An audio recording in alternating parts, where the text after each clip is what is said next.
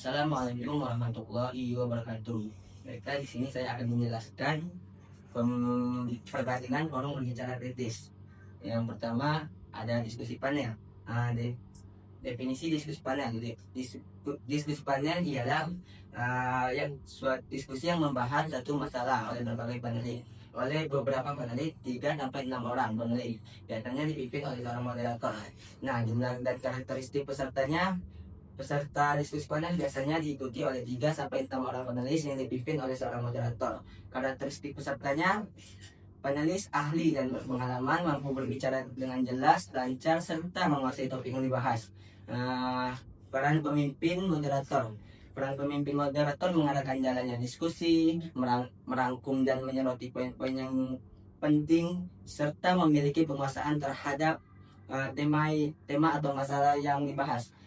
Tingkat formalitas diskusi panel formal. Hasil akhir yang diharapkan memberikan informasi dan menambahkan wawasan tentang suatu masalah yang dibahas. Berikutnya, seminar. Seminar ialah kegiatan pengajaran akademis di universitas atau organisasi profesional yang bertujuan meningkatkan pemahaman peserta. Jumlah dan karakteristik peserta seminar biasanya berasal dari kalangan akademisi, mahasiswa, penelitian, dan masyarakat umum. Peran pemimpin moderator.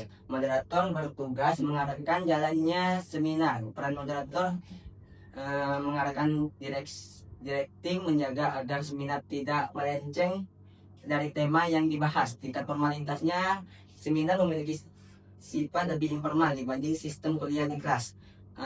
Hasil akhir yang diharapkan: setelah seminar selesai, peserta dapat membawa pengetahuan dan wawasan baru, dan seminar juga dapat membantu menyelesaikan solusi dari topik atau permasalahan yang dibahas. Berikutnya, konferensi. Konferensi ialah dapat diartikan sebagai rapat atau pertemuan yang memiliki tujuan untuk bertukar pendapat dan merundingkan sebuah masalah yang nantinya diselesaikan dengan musyawarah. Jumlah dan karakteristik peserta konferensi dapat berupa individu, personel, organisasi, atau pengamat. Peran pemimpin moderator. Di sini ada beberapa peran pemimpin moderator. Yang pertama, menjadi mediator dalam jalannya diskusi, menjaga alur diskusi, memberikan kesempatan berbicara serta secara seimbang kepada peserta, memastikan tujuannya tercapai, tidak mendominasi diskusi. Tingkat formalitasnya, konferensi merupakan pertemuan formal yang diselenggarakan untuk membahas sesuatu permasalahan melalui pertukaran gagasan secara langsung. Hasil akhir konferensi dapat menyebarluaskan pengetahuan dan informasi, memperluas jejaring, mengidentifikasikan tren, membangun kolaborasi dan hubungan profesional. Berikutnya ada simposium. Simposium merupakan suatu bentuk pertemuan formal yang menghadirkan beberapa pembicara untuk menyampaikan gagasan atau pandangan secara singkat mengenai satu topik tertentu. Jumlah dan karakteristik pesertanya. Peserta simposium pada umumnya terdiri atas individu yang memiliki ketertarikan atau keahlian dalam bidang yang dibahas. Peran moderator membuka acara simposium, menjelaskan, memperkenalkan, mengendalikan, serta menutup acara dan menyampaikan rangkuman atau kesimpulan. Tingkat formalitas simposium sebagai forum diskusi yaitu formal. Hasil akhir yang diharapkan: memperoleh pemahaman yang lebih luas, terjadinya pertukaran pengetahuan, munculnya kolaborasi atau akademisi, serta adanya hasil diskusi yang dapat dirumuskan dan dipublikasikan. Berikutnya ada kolokvium. Kolokvium adalah seminar atau forum ilmiah yang diselenggarakan oleh program studi sebagai bagian dari proses tugas akhir.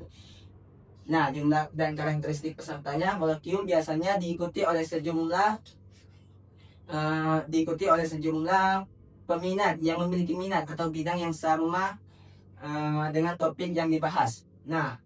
Peran pemimpin moderator yaitu membuka kegiatan kolokvium, memperkenalkan, mengatur jalannya diskusi, memberikan kesempatan kepada audiens dan serta menutup kegiatan kolokium.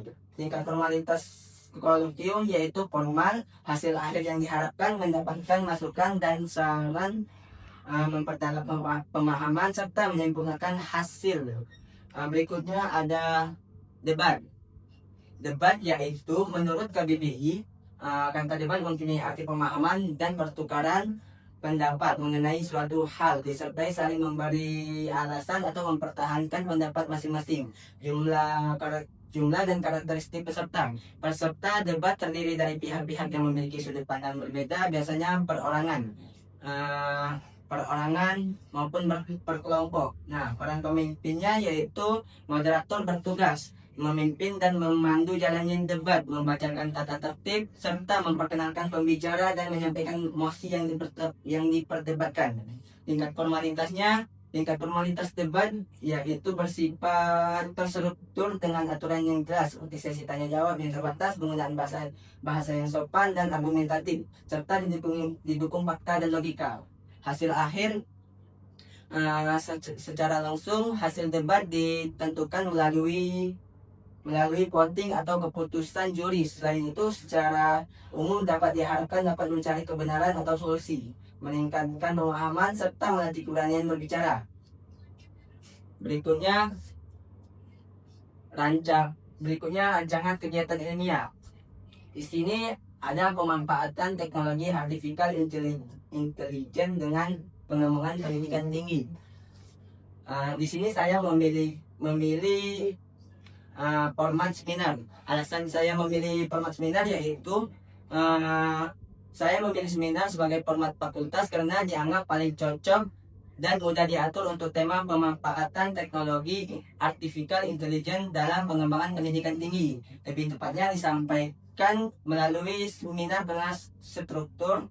Seminar tidak terlalu rumit. Dalam seminar tidak perlu menyusun banyak sesi atau menghadirkan terlalu banyak pembicara seperti pada konferensi atau simposium.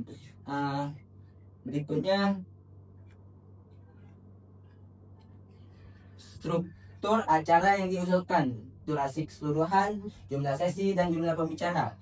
Struktur seminar biasanya dimulai dari registrasi peserta, kemudian dilanjutkan dengan pembukaan dan sambutan dari pihak penyelenggara. Setelah itu masuk ke sesi penyampaian materi oleh para pembicara. Biasanya dibagi menjadi 2 sesi utama yang masing-masing diisi oleh 1 pembicara. Di antara sesi tersebut biasanya terdapat waktu istirahat yang singkat. Berikutnya ada potensi, tantangan pelaksanaan dan cara mengatasinya. Berikutnya ada potensi tantangan dalam pelaksanaan dan cara mengatasinya. Nah, di sini dalam pelaksanaan seminar nasional berbagai kendala dapat muncul. Di sini ada 5 kendala yang biasanya muncul. Yang pertama ada ketidaksesuaian jadwal acara, koordinasi dan pembagian tugas, kekosongan acara, keterbatasan fasilitas, serta kendala teknis pada peralatan pendukung. Cara mengatasinya ada 5 cara. Yang pertama, perencanaan jadwal yang matang, peningkatan koordinasi, penyediaan agenda cadangan, penyesuaian fasilitas, serta pengecekan dan uji coba peralatan sebelum acara. Berikutnya, cara mengukur keberhasilan kegiatan tersebut. Nah, di sini cara mengukur keberhasilan kegiatan tersebut ialah seminar dapat terlihat dari jumlah peserta, kehadiran, dan keterlibatan peserta, umpan balik peserta, pencapaian tujuan seminar, dampak jangka panjang bagi audiens dan sponsor, dan kepuasan pembicara. Nah, mungkin ini saja yang dapat saya presentasikan. Di sini saya pamit undur diri. Apabila ada kata salah mohon ampun. Wabillahi taufiq wal hidayah. Wassalamualaikum warahmatullahi wabarakatuh.